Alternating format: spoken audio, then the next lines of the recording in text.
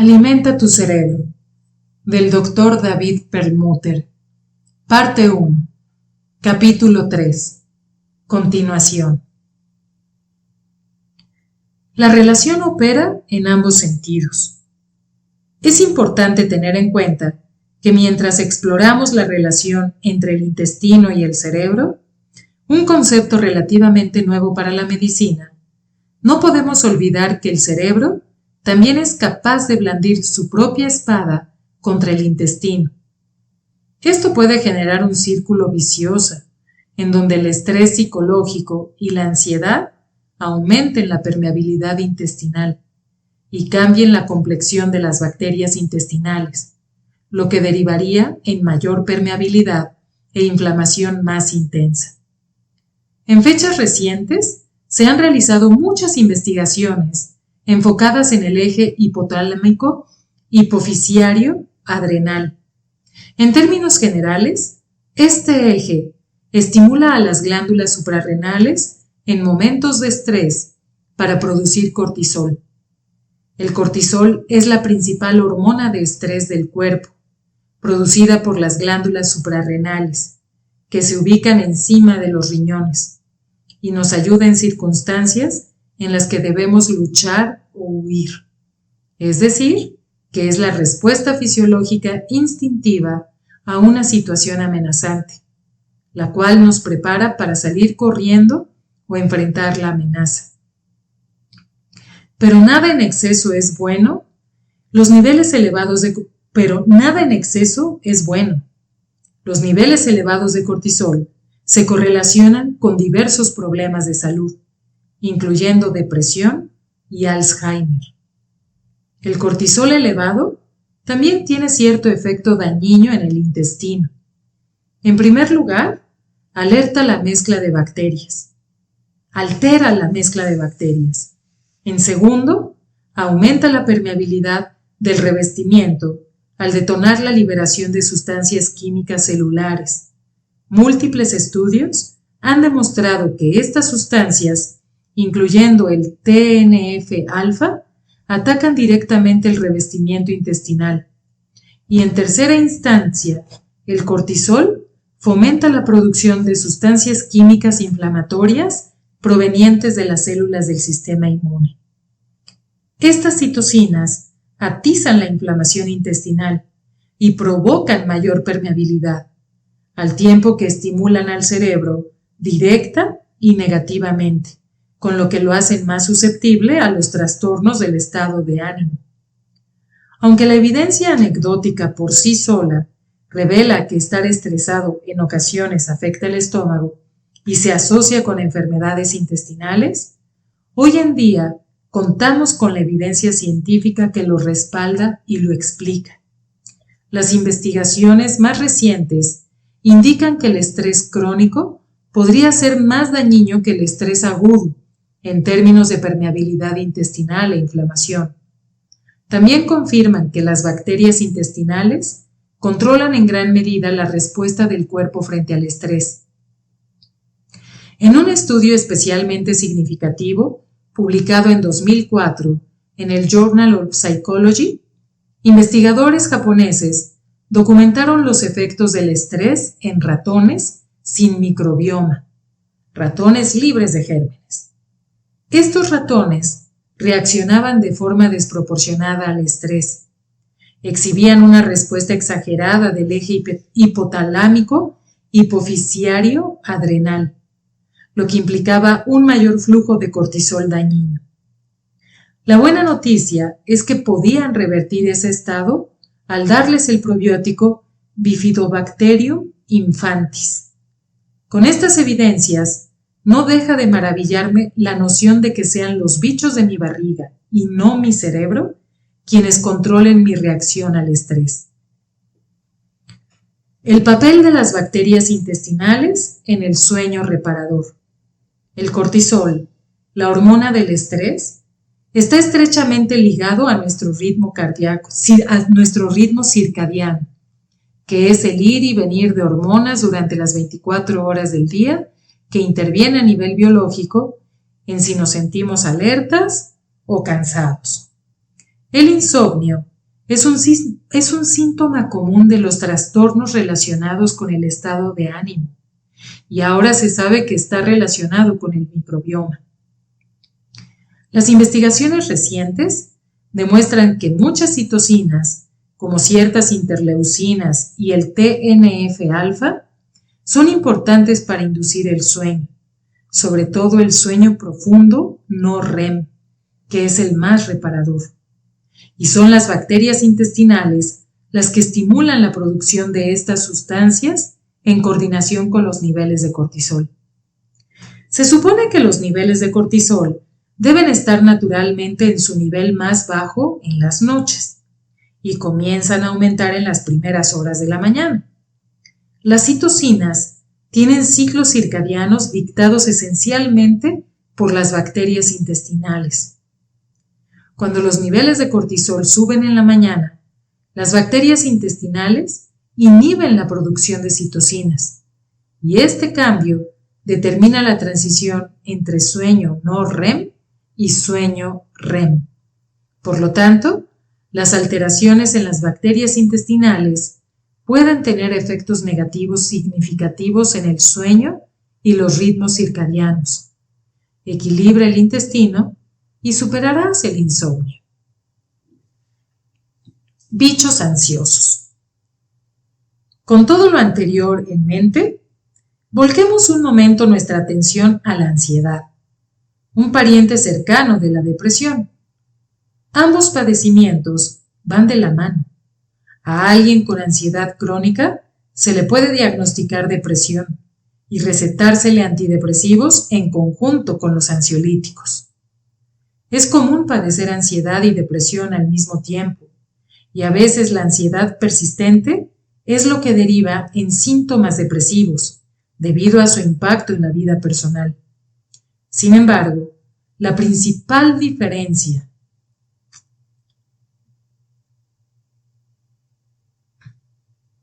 entre los dos trastornos es que la ansiedad se caracteriza por miedo y aprehensión, pensamientos nerviosos y preocupaciones exageradas sobre el futuro. La depresión, por otro lado, no implica esos temores, sino que más bien gira en torno a una sensación de desesperanza. Por lo tanto, en lugar de pensar que el cielo se me viene encima, la gente deprimida siente que el cielo ya se cayó, que la vida es terrible y que nada puede salir bien. No obstante, la ansiedad y la depresión suelen confluir en las mismas conversaciones porque están relacionadas psicológicamente, es decir, que ambas implican muchos pensamientos negativos y comparten algunos síntomas como jaquecas, dolor, náuseas, molestias gástricas. Hay muchos tipos de trastornos de ansiedad y también la depresión abarca un espectro amplio, pero ambos padecimientos tienen mucho en común en términos del estado de la flora intestinal. Al igual que con la depresión, la ansiedad está muy relacionada con las alteraciones de la microbiota intestinal. Numerosos estudios han descubierto el mismo tipo de características en personas con trastornos de ansiedad que en personas con depresión. Niveles elevados de inflamación intestinal, niveles elevados de inflamación sistémica, niveles bajos de hormona de crecimiento cerebral FNDC, sobre todo en el hipocampo, niveles altos de cortisol y una reacción al estrés excesiva, así como mayor permeabilidad intestinal. ¿Te suena familiar? Es natural sentirse ansioso o hasta deprimido en algunas ocasiones, pero cuando estas emociones son constantes y causan tanto malestar que interfieren con la calidad de vida, se vuelven problemas de salud mental. Los trastornos de ansiedad afectan a cerca de 40 millones de adultos estadounidenses al año. Entre ellos está el trastorno de pánico, el trastorno obsesivo-compulsivo, la fobia social y el trastorno de ansiedad generalizada. Pero mientras las investigaciones siguen en pañales, en la práctica se vuelve evidente que los trastornos de ansiedad como también la depresión, son causados por una combinación de factores que sin duda incluyen el estado y funcionamiento del intestino y sus habitantes. Aunque la gota que derrame el vaso en el desarrollo de algún trastorno de ansiedad sean los fallos en las partes del cerebro que controlan el miedo y otras emociones, no podemos negar el hecho de que dichas transmisiones neuronales dependen en parte de la salud del microbioma. Cuando la flora intestinal no está bien equilibrada, otros procesos biológicos, sean hormonales, inmunitarios o neuronales, tampoco funcionan bien. Y los centros de procesamiento del cerebro, como los que se encargan de las emociones, pueden verse bastante afectados. En mi propia experiencia, he tenido pacientes que afirman nunca haber sentido ansiedad o depresión hasta que empezaron a tener problemas intestinales. ¿Será mera coincidencia? Yo creo que no. Por fortuna, empiezan a surgir investigaciones que evidencian la conexión. En un estudio de 2011 publicado en Proceedings of the National Academy of Science, se reportó que ratones alimentados con probióticos tenían niveles significativamente menores de corticosterona, otra hormona del estrés, que los ratones alimentados con caldo regular. Los ratones que recibieron bacterias exhibían menos comportamientos relacionados con estrés, ansiedad y depresión que los que recibieron caldo regular. Lo que también resulta interesante es que los estudios, tanto en animales como en humanos, han demostrado que ciertos probióticos, los cuales detallo en el capítulo 10, pueden aliviar la ansiedad al balancear el microbioma. Por ejemplo, en una investigación reciente, neurobiólogos de la Universidad de Oxford descubrieron que darles prebióticos a las personas, que es comida para las bacterias buenas, tenía efectos psicológicos positivos. 45 adultos saludables de entre 18 y 45 años tomaron un prebiótico o un placebo a diario durante 3 semanas. A los participantes se les hicieron estudios para que los investigadores pudieran evaluar su capacidad de procesamiento de la información emotiva. La teoría subyacente es que si desde el comienzo eres ansioso, serás más reactivo a la negatividad, ya sea en forma de imágenes o palabras con una fuerte carga emocional. Este grupo de investigadores de Oxford documentó que en comparación con el grupo que recibió el placebo, los individuos que tomaron el prebiótico prestaban más atención a la información positiva que a la información negativa. Este efecto, el cual se ha observado entre individuos que toman antidepresivos o ansiolíticos, sugiere que el grupo que consumió prebióticos experimentaba menos ansiedad al enfrentar los estímulos negativos. Curiosamente, los investigadores también descubrieron que quienes tomaban los prebióticos tenían niveles menores de cortisol, medido en saliva durante la mañana, que es cuando se supone que está en su nivel más elevado.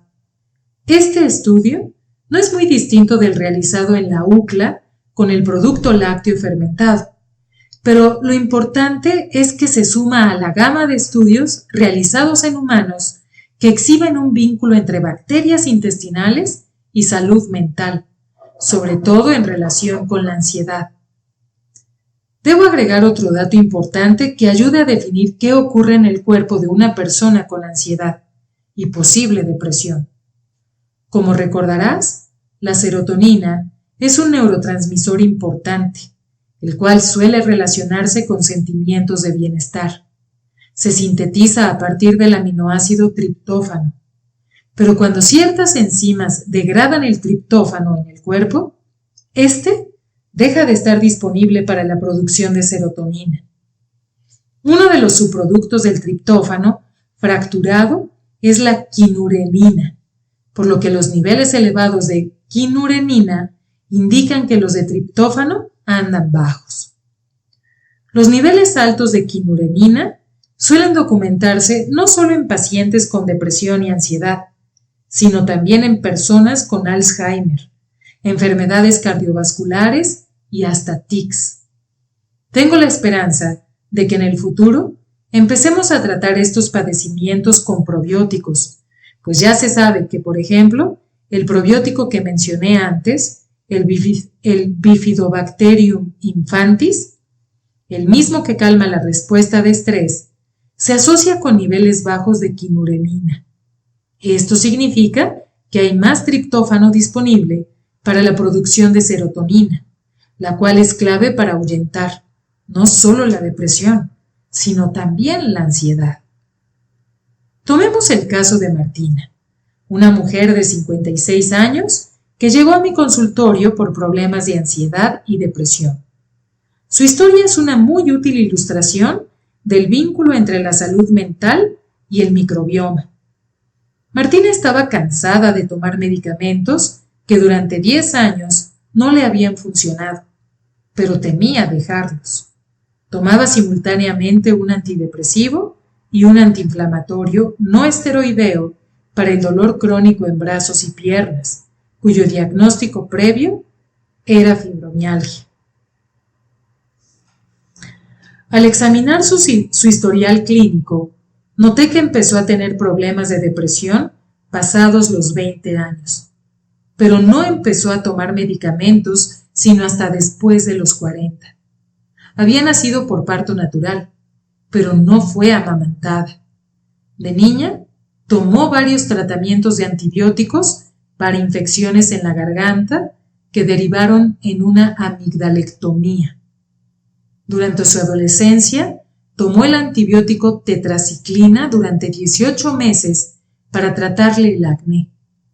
Siempre había tenido problemas gástricos. Martina afirmaba haber padecido estreñimiento crónico o diarrea desde que tenía uso de razón. Lo primero que le pedí fueron algunos estudios de laboratorio, y ahí descubrí que tenía una intolerancia al gluten significativa. Sus niveles de vitamina D eran bajos, mientras que el nivel de LPS, marcador de permeabilidad intestinal e inflamación, estaba por los cielos. Le expliqué que nuestra principal misión era restablecer su salud intestinal. Le recomendé que adoptara una dieta libre de gluten y un programa intenso de probióticos orales, junto con alimentos prebióticos y complementos de vitamina D. Le sugerí algunos otros cambios de hábitos, incluyendo hacer ejercicio aeróbico regular y dormir más horas. Cité a Martina 6 semanas después, y antes de que pudiera hablar, noté que era evidente la transformación. Se veía radiante. En la clínica fotografiamos a todos nuestros pacientes durante la consulta inicial. En esa segunda visita le tomé otra foto, la cual ahora comparo con la primera. Es impresionante.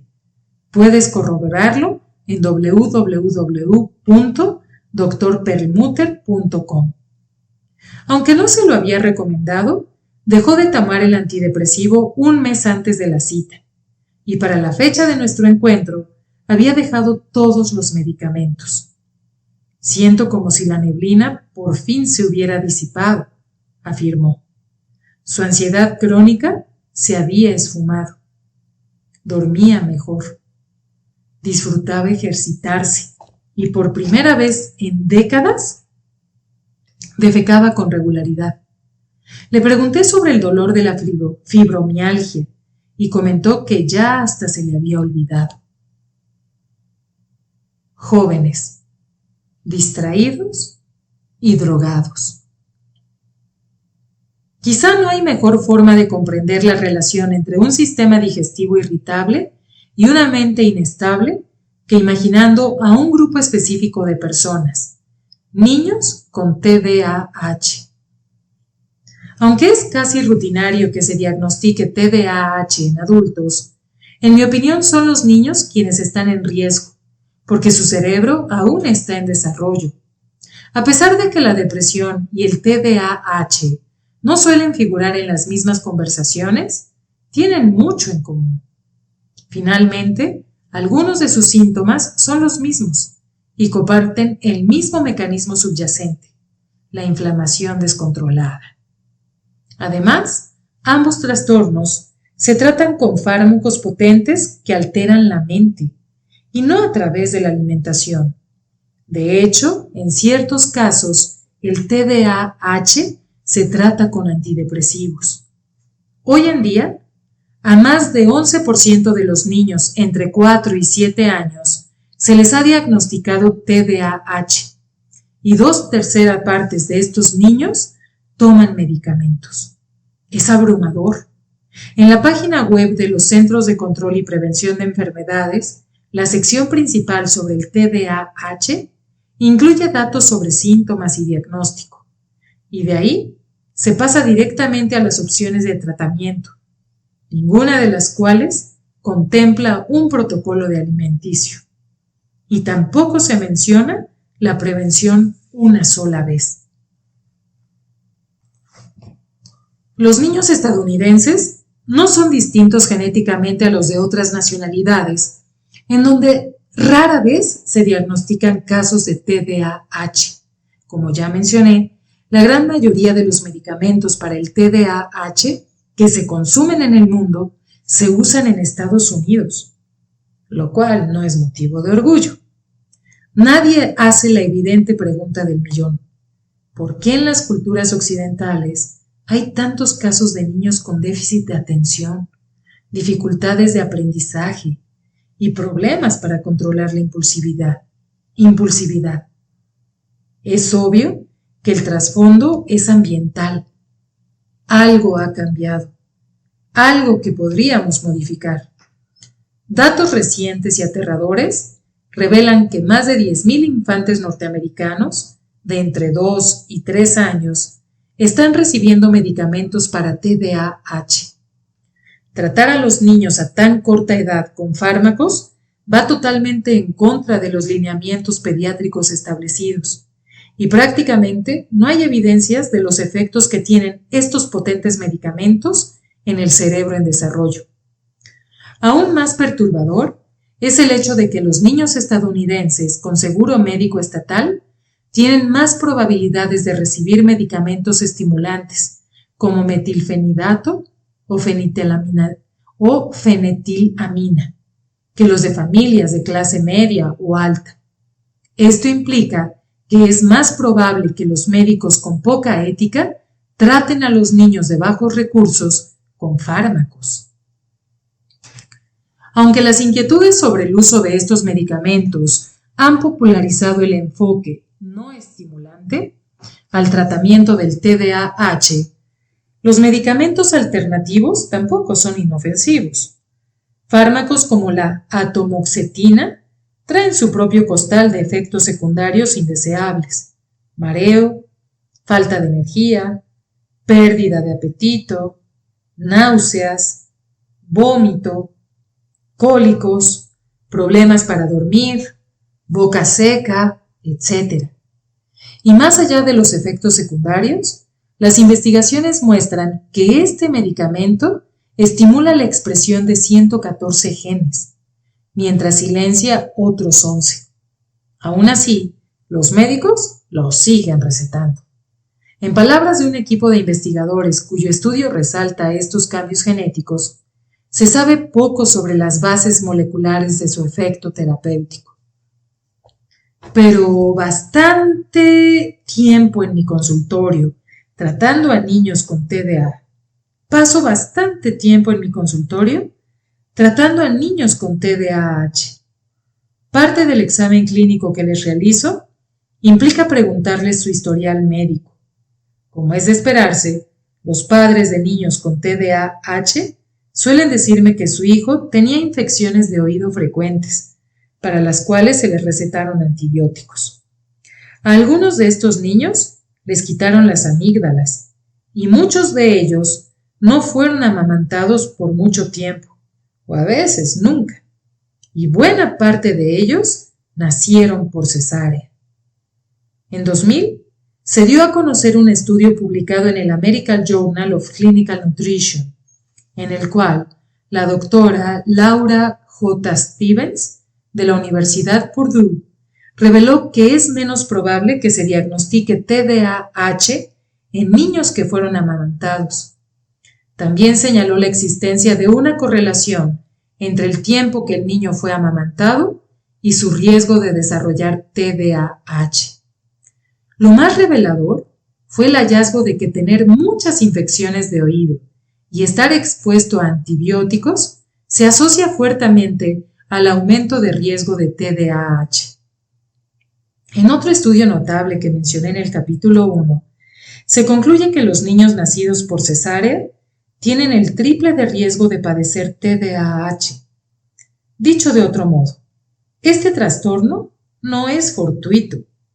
Todas estas correlaciones señalan en dirección hacia los cambios en la flora intestinal.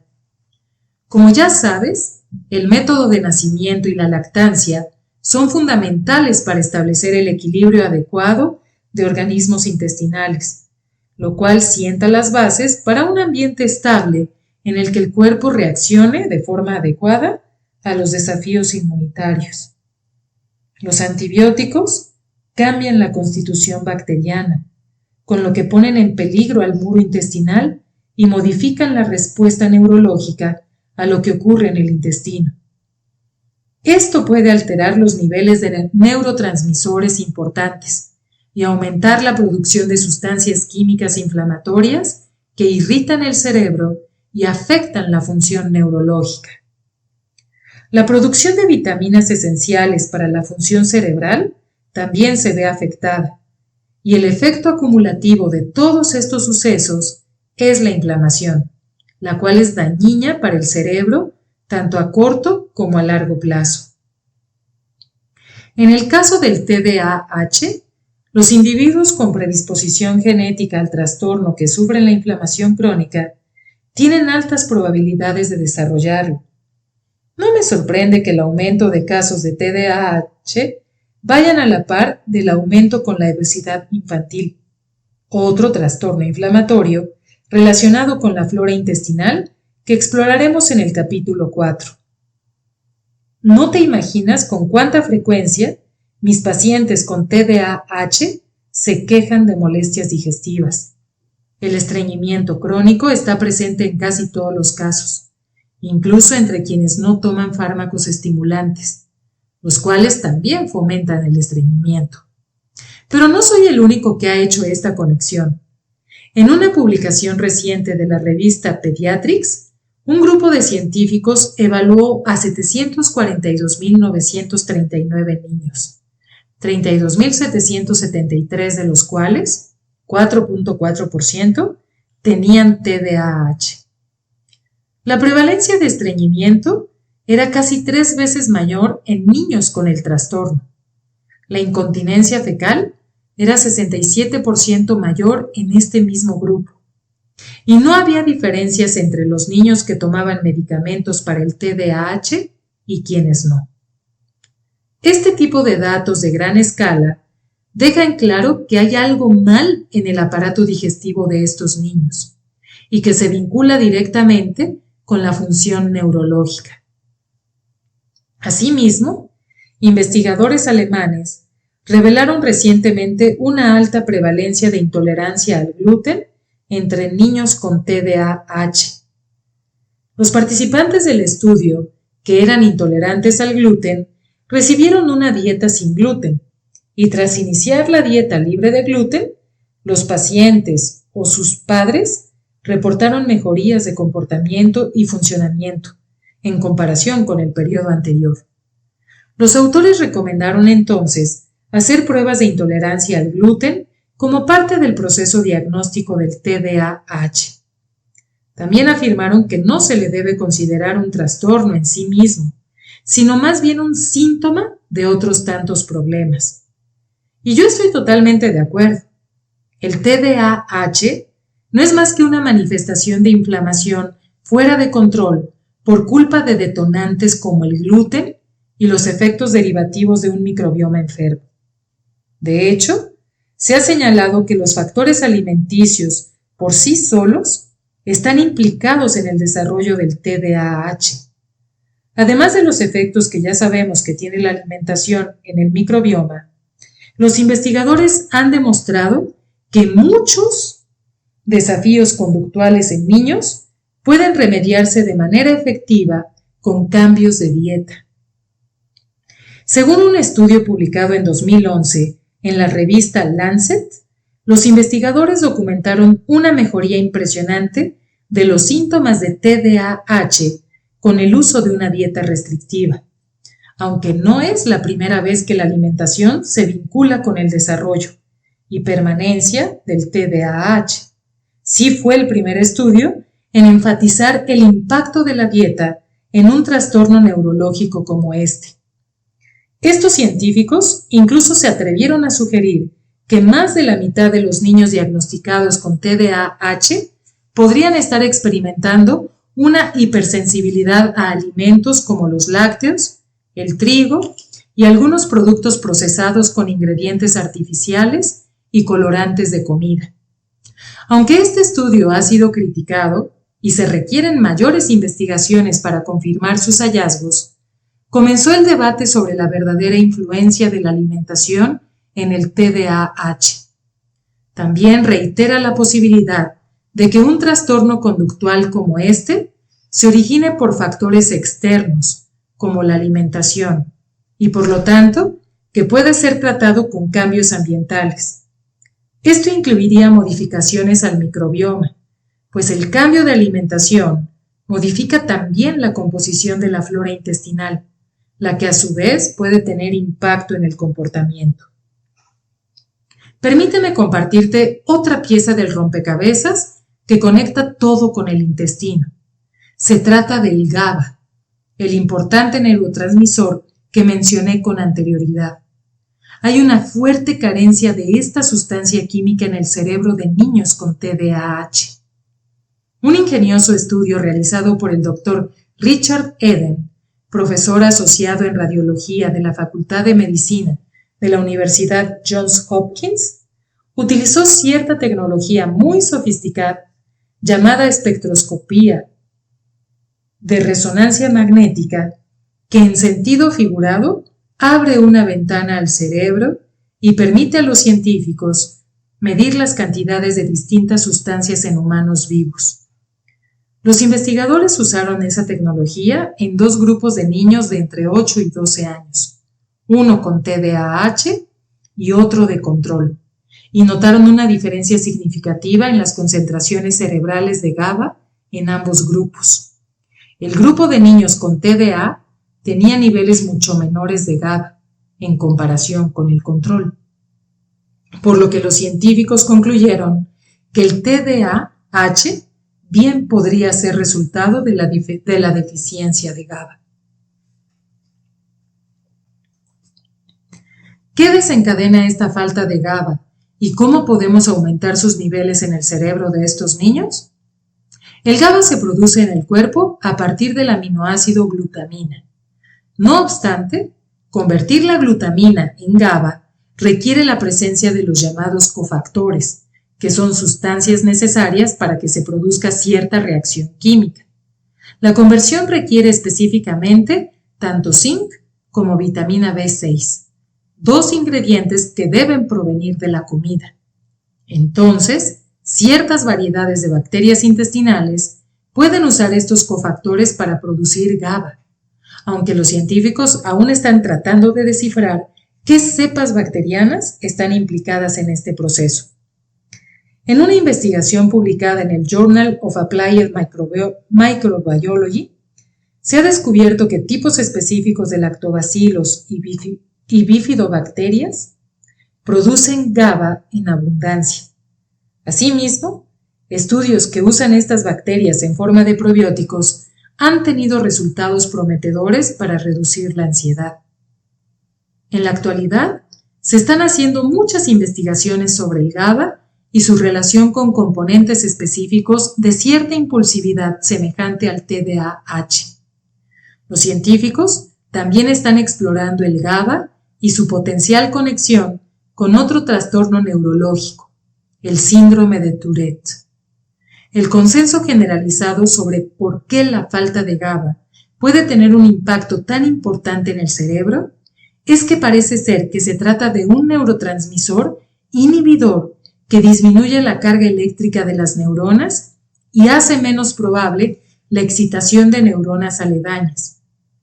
La deficiencia de actividad del GABA implicaría que algunas áreas del cerebro se sobrerevolucionan, y esto coincidiría sin duda con lo que se observa en niños con excesiva actividad motriz y la pérdida de control de impulsos que caracterizan el síndrome de Tourette.